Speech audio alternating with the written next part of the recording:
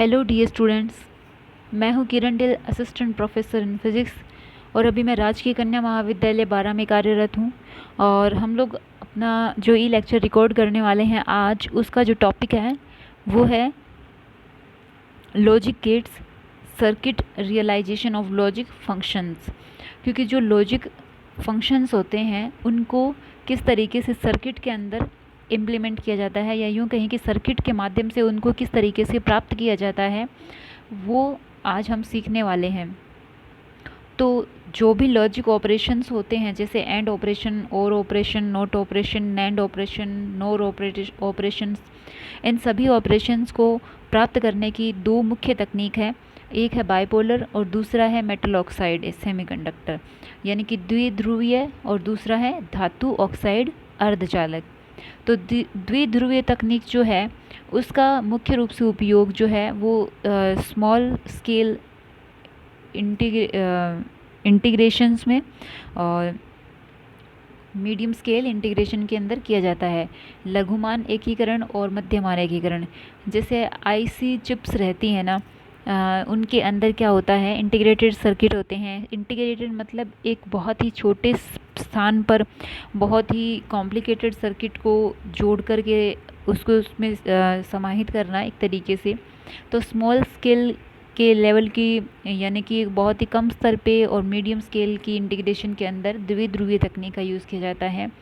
उसके बाद में जो मेटल ऑक्साइड सेमीकंडक्टर जो तकनीक है उसका यूज़ जो है वो वृहत्तमान एकीकरण के अंदर किया जाता है। आज हम लोग जो पढ़ने वाले हैं, या हमारे सिलेबस के अंदर जो है, वो द्विध्रुवीय जो तकनीक है या बाइपोलर टेक्निक जो है उसके माध्यम से किस तरीके से ऑपरेशंस को प्राप्त किया जाता है, लॉजिक ऑपरेशंस को गेन किया जाता है, वो हम देखने वाले हैं। इस द्विध्रुवीय तकनीक के अंदर कुल 3 फैमिलीज़ हैं, या यूँ कहें कि इसके अंदर कुछ 3 तरीके की व्यवस्थाएं हैं जिनके माध्यम से हम प्राप्त कर सकते हैं इन ऑपरेशंस को। उनमें से पहला है DTL, diode transistor logic. DTL मतलब डायोड ट्रांजिस्टर लॉजिक।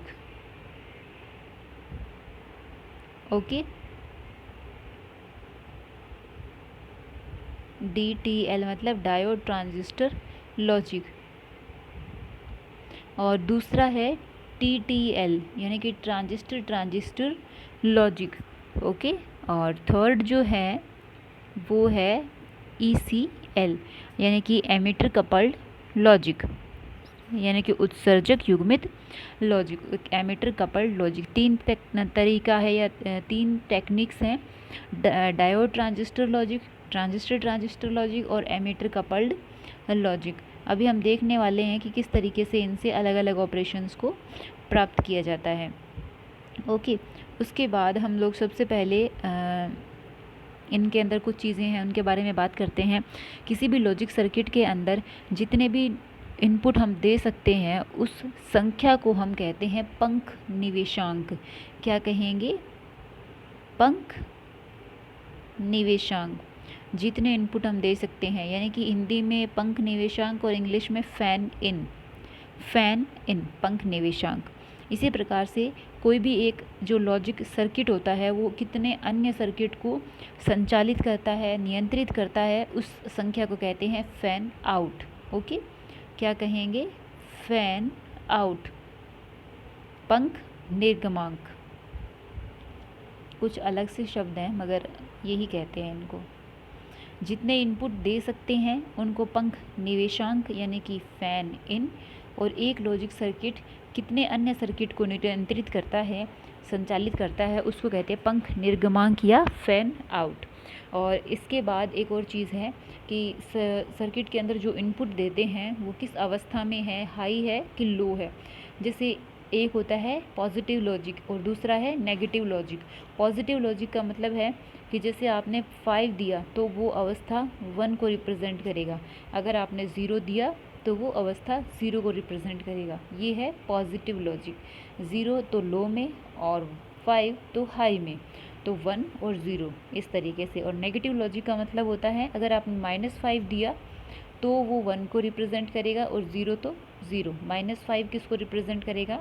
1 को, यानी कि माइनस की जो ज़्यादा वैल्यू होगी वो क्या है? हाई स्टेज को बताता है। ये होता है नेगेटिव लॉजिक।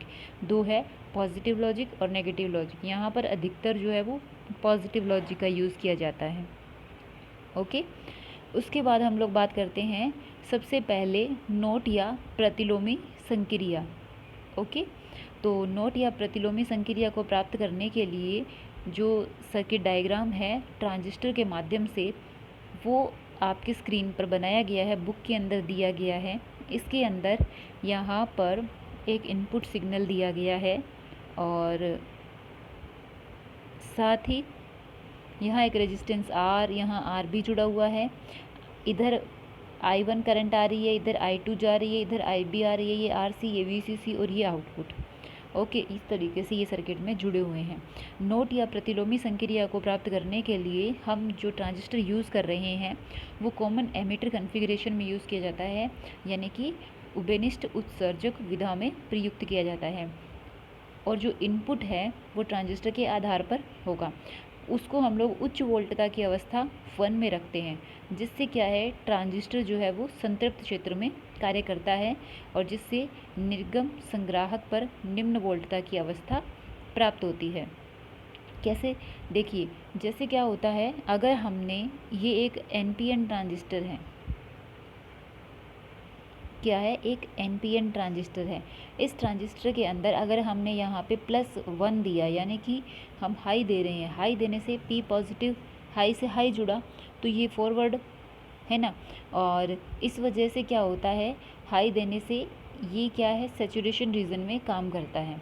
ओके, और इधर क्या होता है, जैसे ये ट्रांजिस्टर ऑन हो गया फॉरवर्ड बायस में होने से, और उस वजह से क्या होता है, जैसे हम लोग जो सप्लाई देंगे वो क्या है इसमें से होकर चली जाएगी और हमें यहाँ पर कोई भी ड्रॉप जो है वो देखने को नहीं मिलता। आउटपुट पर क्या है, ज़ीरो ड्रॉप होता है। V0 क्या है, ज़ीरो, क्योंकि ट्रांजिस्टर तो ऑन है तो यहाँ ड्रॉप नहीं होगा, आइडियली बात कर रहे हैं। तो इस वजह से आउटपुट पर हमें कुछ नहीं मिलता, यानी कि ज़ीरो अवस्था मिलती है।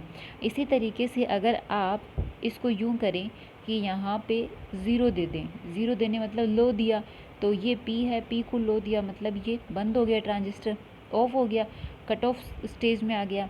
अगर ये बंद हो जाता है, कट ऑफ स्टेज में आ जाता है, तो उस कंडीशन में जो सप्लाई जा रही है उसका सारा ड्रॉप जो है वो यहीं हो जाएगा, यानी कि हमें क्या है इसके सिरों पर V0 जो है उसका मान प्राप्त होता है।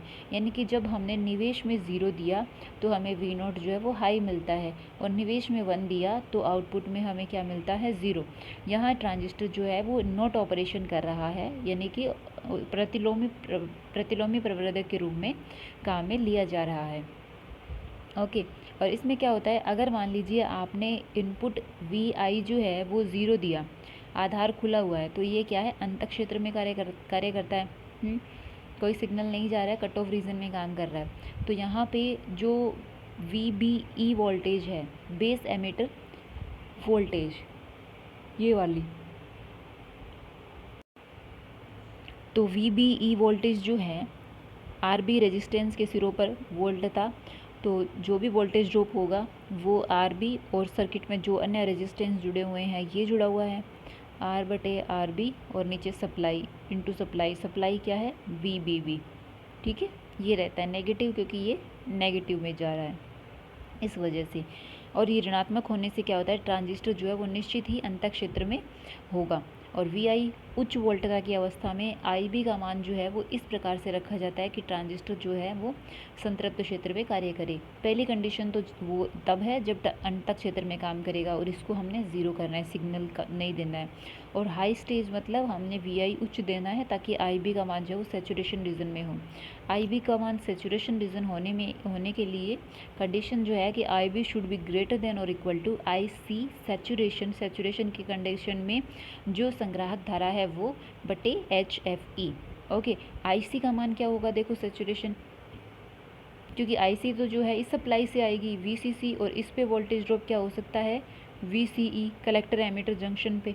ओके, तो VCC माइनस VCE बटे RC है ना, ये हो गया। और ये VCE का मान जो है सैचुरेशन में बहुत ही कम होता है, क्योंकि सैचुरेशन में ट्रांजिस्टर ऑन स्टेज में है, और ऑन स्टेज में उस पर वोल्टेज ड्रॉप कम होगा। यहाँ पे हम लोग मतलब इसको क्या है एक तरीके से इग्नोर कर रहे हैं कैलकुलेशन में थोड़ा बहुत ड्रॉप होता है, लेकिन इसको हम माइनर कर सकते हैं वीसीसी के कंपैरिजन में। इसीलिए IC saturation is equal to VCC by RC ये आ जाता है। तो आप इसको रखो आईसी सैचुरेशन को वीसीसी बटे आरसी, और अगर हम लोग VBE सैचुरेशन को कांस्टेंट माने, बेस एमिटर जो वोल्टेज ड्रॉप है उसको नियत माने तकरीबन 0.8 फॉर सिलिकॉन ट्रांजिस्टर, तो उसके लिए हम I1 और I2 करंट और उससे IB का मान निकाल लेते हैं। तो I1 करंट जो है, I1 करंट तो यहाँ पर ये हो जाएगा, क्योंकि ये VI से आएगा सैचुरेशन में और यहाँ पे बेस पे ड्रॉप जो है वो VB होगा, तो VI माइनस VB बटे R ये हो जाएगा I1, और इसी तरीके से VB माइनस VBB बटे RB ये हो जाएगा I2। ओके, ये देखो VBE सैचुरेशन माइनस VBB बटे RBE ये है I2। I1 और I2 आ जाने से, जैसे ये I1 है, इधर I2 जा रही है और ये है IB, तो IB क्या है, एक तरीके से I1 में से जितनी I2 निकल गई वो क्या है, IB है। ओके, तो इस तरीके से हम IB को भी निकाल सकते हैं। और किसी भी सर्किट के लिए I1, I2 और IB का मान ज्ञात हो जाने पर हम लोग जो रेजिस्टेंस है उनके उपयुक्त मान चूज़ कर सकते हैं, ताकि वो सैचुरेशन की कंडीशन में इस कंडीशन को फुलफ़िल करें। ठीक है, अगर वो इसको फुलफ़िल नहीं करेंगे then it will not work like a NOT operation. Okay, उसके बाद है एंड द्वार या एंड गेट डायोड व्यवस्था। एंड ऑपरेशन को प्राप्त करने का सबसे आसान तरीका, सबसे सरल साधन जो है वो डायोड तर्क परिपथ। देखो ये तर्क जहाँ जहाँ लिखा हुआ है ना, ये तर्क क्या है, लॉजिक। हिंदी में तर्क और इंग्लिश में लॉजिक। ठीक है, लॉजिक जहाँ पे जहाँ लॉजिक शब्द का यूज़ करना चाहिए वहाँ पे इसमें क्या है, हिंदी में तर्क शब्द का यूज़ किया गया है। तो एंड ऑपरेशन को प्राप्त करने का सबसे बढ़िया तरीका है डायोड लॉजिक।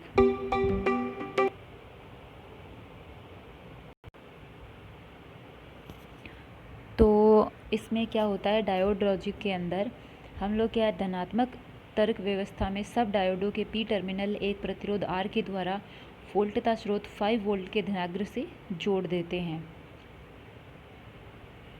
ये यहाँ पे क्या है, सारे के सारे जो डायोड हैं, इन सब डायोडों के जो पॉजिटिव टर्मिनल हैं उनको हम एक रेजिस्टेंस R के द्वारा एक वोल्टेज सोर्स के VR से जोड़ देते हैं। ये VR is equal to V11 का मतलब है कि ये VR जो है वो एक्चुअल में क्या है, 5 वोल्ट है। तो 5 वोल्ट होने से क्या हुआ, 5 वोल्ट होने से ये पॉजिटिव लॉजिक है जिसमें ये अवस्था 1 को यानी कि हाई को रिप्रेजेंट करता है। ये एक तरीके से बाइनरी नंबर सिस्टम है जिसमें क्या होता है, सिर्फ दो ही संख्याओं का यूज़ किया जाता है, 1 और 0, आइदर हाई और आइदर लो। बस ये चीज़ देखी जाती है, उसमें ये नहीं देखते हम लोग कि भी 5 है कि 6 है कि 4 है कि 3 है, सिर्फ हाई या लो, दो चीज़ों के बारे में ही बात करते हैं, सही या गलत, झूठ या सच, इस तरीके से। ओके, तो इसमें क्या है, हाई वोल्टेज हाई जो सिरा है उसको हमने हाई से जोड़ रखा है, और लोअर वाला जो सिरा है यानी कि नेगेटिव जो है डायोड का, क्योंकि आप जानते ही हैं कि ये पॉजिटिव है और ये नेगेटिव है, तो नेगेटिव को RS के द्वारा, रेजिस्टेंस RS के द्वारा अलग अलग वोल्टेज सोर्स से जोड़ा गया है। जितने निवेश हम करना चाहते हैं, जितने वोल्टताओं का निवेश करना चाहते हैं उसके लिए अलग अलग निवेशक हैं इसमें, V1 V2 V3 तीन निवेश करना चाहते हैं, 3 निवेशक है इसके अंदर। ओके, सब में अलग अलग होते हैं। फिर इसमें क्या है, इधर इस तरफ जो है हम यहाँ पे आउटपुट जो है वो प्राप्त करेंगे। अगर हम लोग, ये पॉजिटिव लॉजिक के लिए है, अगर हम लोग नेगेटिव लॉजिक व्यवस्था प्राप्त करना चाहते हैं तो फिर अगर हम लोग नेगेटिव लॉजिक यूज़ करेंगे तो नेगेटिव लॉजिक के अंदर हम लोग समस्त जो डायोड हैं उन डायोड की क्या करेंगे, डायरेक्शन बदल देंगे। जैसे डायोड को अभी यहाँ पर क्या है, इस तरीके से जोड़ा गया है, और नेगेटिव लॉजिक में हम इनको इस तरीके से जोड़ देंगे। ओके, तो इसमें क्या होता है कि जैसे ही हम लोग लो देते हैं, लो मतलब इस साइड से ज़ीरो आता है, तो इधर क्या है, डायोड का नेगेटिव है, तो ये डायोड क्या हो जाएंगे, ऑन हो जाएंगे। तो जो यहाँ पर हमें मिलता है वही क्या है, हमें यहाँ पर मिलता है, V0 पे मिलेगा। इधर जो पहुँचेगा ना यहाँ पर, वही क्या है, V0 पे पहुँचेगा। तो क्या होता है, जैसे ही यहाँ पे ज़ीरो आता है ये डायोड ऑन है, क्योंकि ये फॉरवर्ड बायस हो जाएंगे। ज़ीरो आने से यहाँ पर भी क्या है, हमें एक्स में भी क्या मिलेगा, ज़ीरो मिलेगा। इसी तरीके से क्या होगा कि अगर हम सब डायोडों के निवेश पर उच्च वोल्टता लगा दें, यानी कि 1-1 निवेशित कर दें, तो 1-1 निवेशित करने से क्या होगा, डायोड चूंकि इस तरीके से जुड़ा हुआ है, इधर 1 यानी कि हाई होने का मतलब ये हो गया कि डायोड क्या हो गया, रिवर्स बायस्ड। और रिवर्स बायस में diode behave like a open space, okay, जिसका इनफाइनाइट रेजिस्टेंस होता है, होता तो नहीं है बट बिहेव इस तरीके से करता है। तो उस कंडीशन में क्या होगा, हमारे पास ये यहाँ पर क्या है, V0 की जगह हमें क्या मिलेगा, हाई मिलेगा 1। तो ये किस तरीके से बिहेव कर रहा है, एक एंड ऑपरेशन की तरह भी, ऑपरेटर की तरह बिहेव कर रहा है। 0 देने पर 0, 1 देने पर 1। और इनमें से जैसे तीनों में से अगर आप किसी को भी 0 करोगे और किसी दूसरे को 1 करोगे तो भी क्या है, 0 की वजह से यहाँ पर क्या है, ये ऑन होने से यहाँ पर जो है हमें 0 ही मिलेगा, ओके। किसी और के बंद हो जाने से हाई नहीं मिलेगा क्योंकि वो तो वहीं रुक जाएगा, लेकिन 0 वाला आगे आके यहाँ हमारे पास पहुँच जाएगा V0 पे।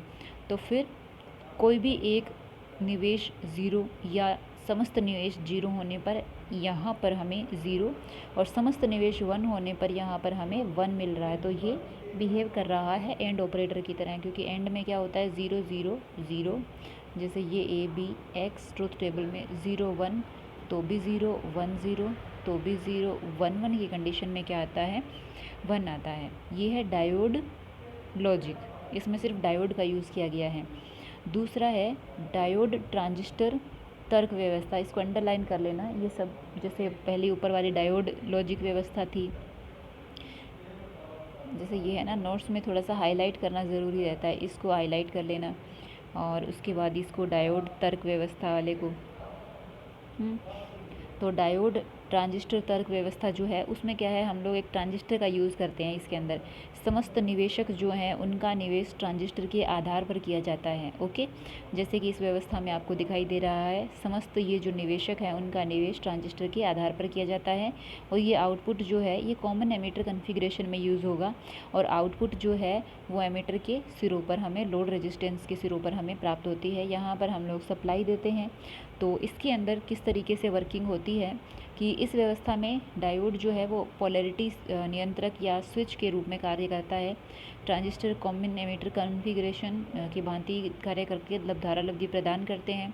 यदि कोई निवेश V0 स्तर पर होगा तो उससे संबंधित डायोड चालन अवस्था में होगा और ट्रांजिस्टर के आधार पर 0 वोल्टता होगी, जिससे ट्रांजिस्टर अंतः क्षेत्र में होगा और निर्गम पर वोल्टता 0 स्तर पर प्राप्त होगी। समझ गए ना आप लोग कि हमें आउटपुट कहाँ है, यहाँ लेनी है। अगर कोई भी डायोड पे हम 0 दे रहे हैं, जैसे इस पे दिया फर्स्ट वाले पे, तो ये डायोड ऑन हो गया और ये ऑन होने से ये 0 कहाँ पहुँच गया, ट्रांजिस्टर के बेस पे।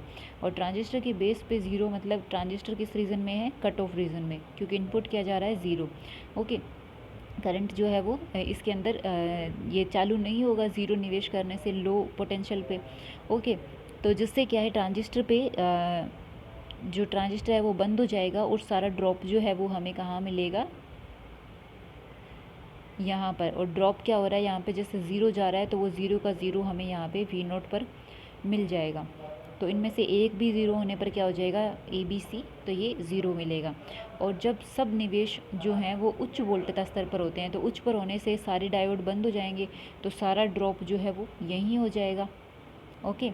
तो डायोड रिवर्स बायस हो जाएंगे, जिसके कारण ट्रांजिस्टर के आधार पर क्या होता है, जैसे ये हाई पोटेंशियल आ गया यहाँ पे, ये हाई पोटेंशियल क्या है, इस ट्रांजिस्टर के निवेश पर निवेशित होगा और जिससे ट्रांजिस्टर जो है वो संतृप्त क्षेत्र में कार्य करेगा और निर्गम पर हमें क्या मिलेगा, 1 मिलेगा। जैसे आप इसको इस तरीके से भी समझ सकते हैं कि जो यहाँ ड्रॉप होगा वो ट्रांजिस्टर के निवेश पर निवेशित होगा। अगर कम ड्रॉप होगा, लो होगा, तो ट्रांजिस्टर जो है उसको लो पोटेंशियल मिलेगा। लो पोटेंशियल मतलब इस पे जितना पोटेंशियल होगा वो सेम यहाँ पे हमें प्राप्त करना है, ओके, क्योंकि इसी के सिरों पे हम प्राप्त कर रहे हैं। ट्रांजिस्टर पे जो ड्रॉप होगा वो इधर आ जाएगा। तो अगर यहाँ से लो आएगा तो लो मिलेगा, अगर एक भी लो आया तो लो मिलेगा। अगर हमने हाई दिया तो मतलब इस पर हाई ड्रॉप होगा, क्योंकि ये क्या है, बंद हो जाएंगे। ये हाई ड्रॉप होगा तो ये हाई पोटेंशियल ट्रांजिस्टर के निवेश पर निवेशित होगा और जिससे हमें निर्गम पर क्या है, हाई पोटेंशियल जो है वो प्राप्त होता है। 1 के लिए 1, 0 के लिए 0, 0 1 के लिए 0, 1 0 के लिए 0। ओके, तो इसमें क्या है, डायोड और ट्रांजिस्टर बोथ आर यूज्ड। सो ये डायोड ट्रांजिस्टर लॉजिक कहलाता है। उसके बाद है ट्रांजिस्टर ट्रांजिस्टर लॉजिक। तो इसमें क्या है, डायोड यूज़ नहीं करते, सिर्फ ट्रांजिस्टर हम लोग यहाँ पर यूज़ करते हैं। तो ट्रांजिस्टर अगर हम लोग सिर्फ यूज़ करेंगे तो उसका जो डायग्राम है वो आपको कुछ इस तरीके से दिखाया गया है। इसमें जितने निवेश हमें करने होते हैं उतने ट्रांजिस्टर हमें यूज़ करने पड़ते हैं। इसमें देखो 2 निवेश किए गए हैं, V1 और V2। तो दोनों ट्रांजिस्टर हमें जोड़ने पड़ेंगे और दोनों ट्रांजिस्टर जो है वो श्रेणी क्रम में जोड़े जाते हैं। ओके, किस तरीके से जोड़े जाएंगे, श्रेणी क्रम में जोड़े जाएंगे। और इसके अंदर क्या होता है, इसमें क्या होता है, जैसे एक भी ट्रांजिस्टर ऑफ होता है ना तो धारा प्रवाहित नहीं होती है। जब भी कोई निवेश 0 वोल्टता स्तर पर होता है तो उस निवेश से संबंधित ट्रांजिस्टर कट ऑफ रीजन में आ जाता है तथा संग्राहक धारा प्रवाहित नहीं होती है। इस स्थिति में क्या होता है, बिंदु Y पर वोल्टता धनात्मक हो जाती है और Q3 जो है वो संतृप्त क्षेत्र में कार्य करता है, जिससे निर्गम पर वोल्टता निम्न स्तर पर अर्थात अवस्था 0 पर प्राप्त होती है। और जब सब निवेश उच्च वोल्टता स्तर पर होते हैं तो निवेश से संबंधित ट्रांजिस्टर जो है वो संतृप्त क्षेत्र में आ जाते हैं और संग्राहक धारा प्रवाहित होती है। Y पर लगभग वोल्टता 0 होती है और Q3 जो है वो भी क्या है, कट ऑफ रीजन में आ जाता है, जिससे निर्गम पर वोल्टता जो है वो अवस्था 1 के अनुरूप प्राप्त होती है। तो ये इसकी वर्किंग प्रोसेस जो है वो यहाँ पे बताई गई है, जिसको हम थोड़ा सा और एक्सप्लेन कर देते हैं। वैसे मैंने बोल लिया बोलने से, पर मुझे लगता है नहीं समझ में आता। मीन्स कि जैसे यहाँ पर हमने 0 दिया, यहाँ पर हमने 0 दिया, तो 0 दिया मतलब लो पोटेंशियल दिया। लो पोटेंशियल देने से क्या होगा, ये डायोड जो है वो बंद हो जाएंगे, कट ऑफ रीजन में आ जाएंगे। देखो कट ऑफ जो होता है जिसमें दोनों क्या होते हैं, reverse biased, input section output section, जिसमें डायोड बंद रहता है, काम नहीं करता। ओके, सैचुरेशन रीजन में भी काम करता है और एक्टिव रीजन में, as an amplifier active region में काम करता है। सैचुरेशन रीजन में होता है कि उसके दोनों सेक्शन जो है वो फॉरवर्ड बायस हो जाते हैं। तो जैसे हमने लो दिया ना तो ये डायोड बंद हो गए। अब बंद हो गए तो यहाँ से जो सप्लाई आई उसकी वजह से यहाँ पे करंट जो है वो आगे नहीं फ्लो करेगा, सारा ड्रॉप जो है वो यहीं हो जाएगा। ओके, क्योंकि आगे ये क्या है, बंद है, तो सारा ड्रॉप यहाँ पे ओके, ये सर्किट फुलफिल नहीं होगा। ओके, जिससे क्या होगा, यहाँ पर क्या है, हाई पोटेंशियल होगा। क्यों, ये आगे बंद है तो सारा ये सप्लाई जो है वो कहीं ना कहीं तो जाके रुक जाएगी, क्योंकि आगे तो ये जा ही नहीं सकती सप्लाई। तो ये यहाँ पे क्या है, ड्रॉप हो जाएगा। तो ये हाई यहाँ पे ड्रॉप होगा, यानी कि यहाँ से 1, तो ये 1 जो है वो यहाँ जाएगा, 1 जो है यहाँ Q3 में जाएगा। तो Q3 किस रीजन में आ जाएगा, संतृप्त क्षेत्र में आ जाएगा। और संतृप्त क्षेत्र में आने से ये क्या है, ऑन कंडीशन के अंदर होगा। तो ये जब ऑन होगा तो इसके अंदर क्या है, हमें लो मिलेगा, क्योंकि जो चालू रहेगा, जो चल रहा है सर्किट, उस पर तो ड्रॉप कम होगा ना, तो फिर यहाँ पर हमें क्या मिलता है, लो मिलता है। ओके, तो यानी कि ए और बी दोनों ज़ीरो हो जाने पर हमें Q3 पे यहाँ पे आउटपुट में लो मिलेगा। इसी तरीके से अगर मान लीजिए किसी एक को आप हाई देते हो, दूसरे को लो देते हो, तो उससे भी क्या होता है, जैसे आपने मान लीजिए इसको 1 दिया, ये तो सैचुरेशन में है, इसको 0 दिया, ये कट ऑफ में है, तो ये सप्लाई यहाँ जाकर फिर रुक जाएगी। ठीक है, तो फिर उससे क्या हो जाएगा, यहाँ पर हाई ड्रॉप होगा और फिर ये हाई जाएगा इसमें, तो Q3 सैचुरेशन रीजन में ये ऑन हो गया, तो इसमें ड्रॉप फिर से कम होगा। तो इन तीनों कंडीशन में जब हम लोग किसी भी एक निवेश में लोअर सप्लाई दे रहे हैं तो निर्गम पर क्या है, हमें लोअर मिलेगा।